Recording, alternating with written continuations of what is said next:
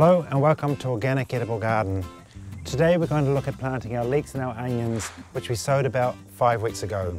And although they're a cold weather crop, it's best to get them in the ground while the soil is still warm.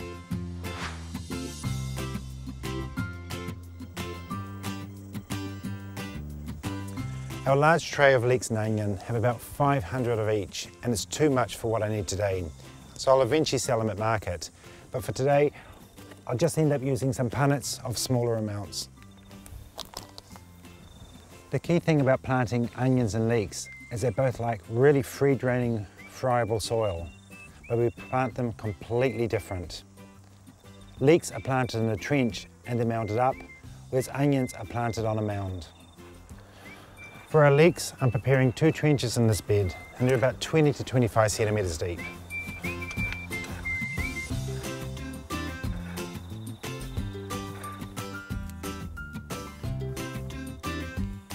One of the first things we're going to do with a punnet of leeks like this is we're going to bare root them.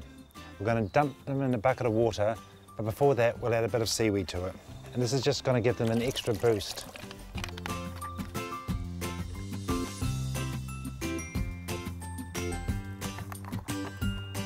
We're going to wash all the soil off the roots.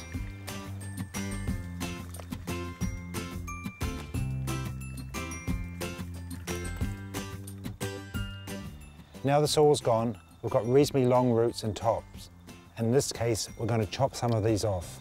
So with a pair of scissors, we can chop the tops off, and we can chop some of the bottom roots off. At this stage, the leek has got a better chance of growing. It's got less leaf growth, and it doesn't have these tangly roots underneath.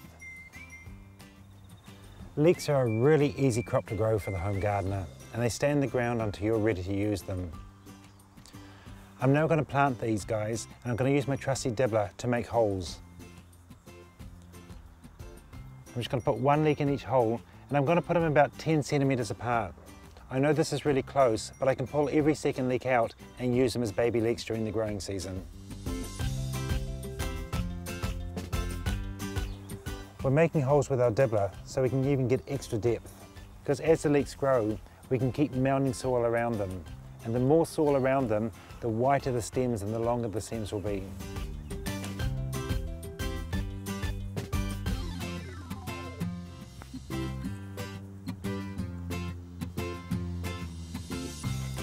With the onion bed, we're preparing mounds rather than trenches. Onions grow better on mounds because they need extra good drainage. I'm just going to pat these mounds down just to give the onions some extra support.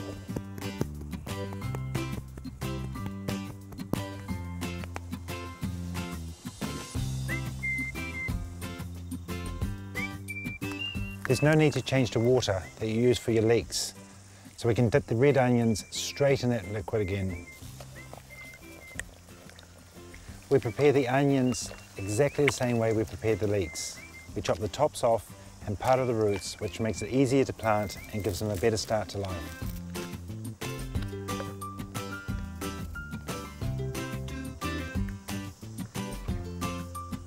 Like our leeks, we're going to plant our onions with our dibbler. But instead of 10 centimetres apart, we're going to plant them at least 20 centimetres. Because when you grow organic onions, they end up being huge, and by touching each other, then they can have problems.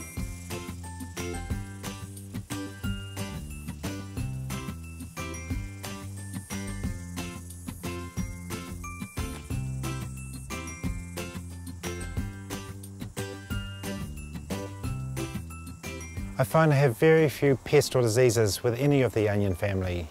To keep them in high health, I give them a strong solution seaweed spray every couple of weeks.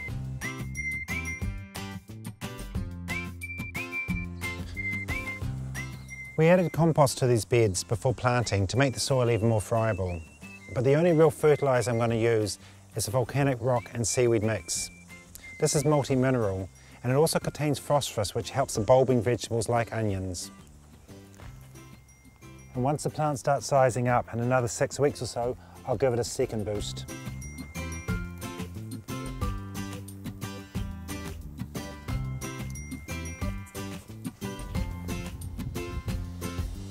And although leeks aren't a bulbing vegetable, they still really appreciate this multi-mineral fertiliser.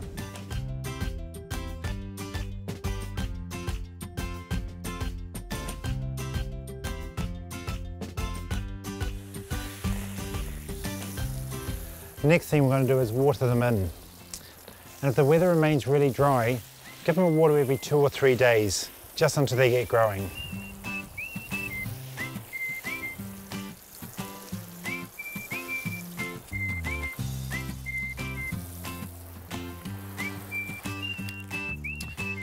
It's really important now to keep your bed weed free. None of this family likes competition from any weeds.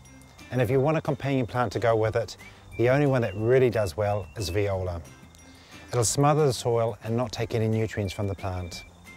But I won't plant them at the moment because it's still far too hot. But probably another 3 or 4 weeks once these get going, I'll put a companion row in the centre of the garden. And now that we've planted these parts of the onion family, it's now time to look around for getting shallots and garlic. I find the best place for this is usually somewhere like a farmer's market or an organic shop. And even if it is a farmer's market, ask them if they put anti-sprouting powder on, because once that happens, you're going to have a difficult job sprouting them.